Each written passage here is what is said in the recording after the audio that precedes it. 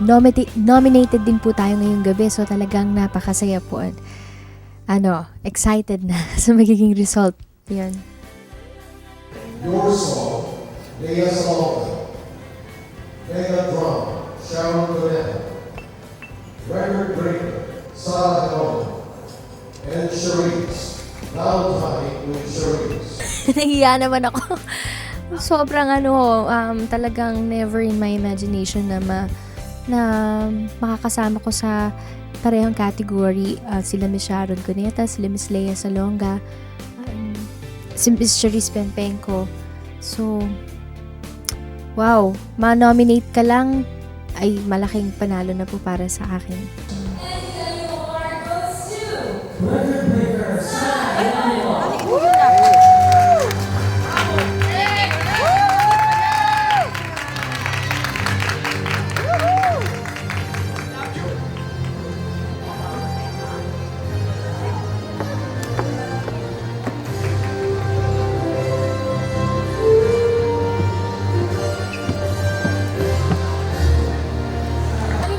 Salamat po sa Aliw Awards for this recognition. At I am dedicating this award to my fellow nominees na talagang inspirasyon ko po at hindi ko akalain na makakasama ko po sa parehong kategorya. Sila Miss Lea Salonga, Miss Sharon Cuneta, si Miss Charisse Pempenco. Hala! Hala! So, maraming salamat po once again sa Aliw Awards at to my director, si Mr. Rico Gutierrez. Siya po ang director ng Record Breaker Concert. To my musical director, Sir Louie Ocampo. Sir Louie, congrats! At to my choreographer, Ms. Jercel Dapat. At sa lahat po ng mga nanonood nung araw na yon, maraming salamat po. Thank you. Super duper thank you sa mga bumuo ng Aliw Awards for the recognitions given to me at syempre sa lahat ng aking supporters. I am really grateful for the citations na nagbibigay palalo sa akin ng inspiration para mag-improve continuously sa aking craft. These awards are really priceless for me. This is the biggest award for tonight. Congratulations once again to Ms. Sarah Geronimo, the Entertainer of the Year for the 23rd Aliw Award. Ang manalo ka talagang heaven yun. Siyempre nandun yung hiya. Pwedeng maging honest, nahihiya talaga ako makit sa stage kapag ka na ako ang, yun nga, na-awardan.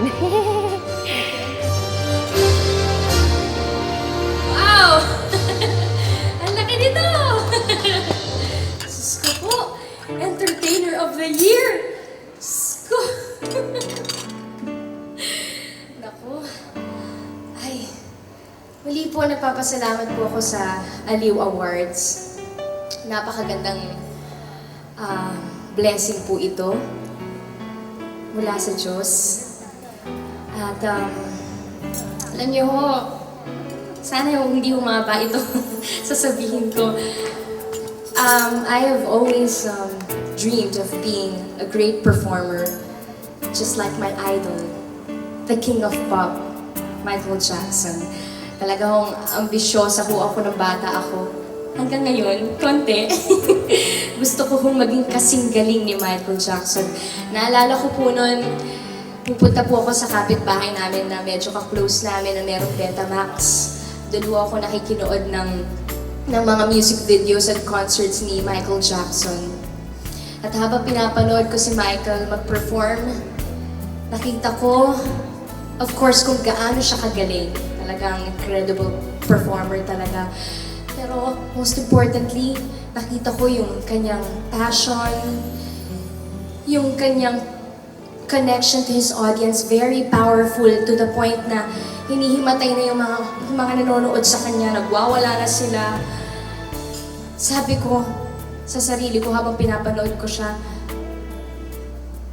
gusto kong maging katulad ni Michael. Paglaki ko, magiging katulad ako ni Michael Jackson.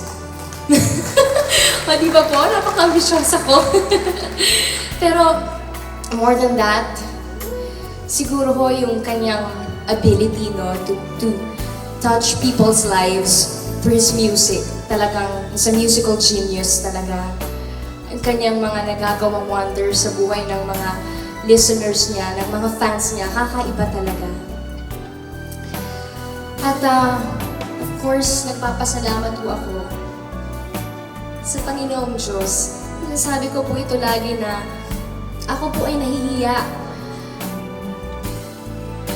Kasi napakarami ho talagang magagaling na singers, na aspiring singers. At ako po ilan po ako sa mga mapalad na nabiyayaan kaagad ni Lord na mauna dito sa industriya po natin para maibahagi ang aking pong talento sa pag-awit, maging sa pag-arte. Kaya hindi ho matatapos ang pasasalamat ko sa Panginoong Diyos. Pangalawa ho sa pamilya ko,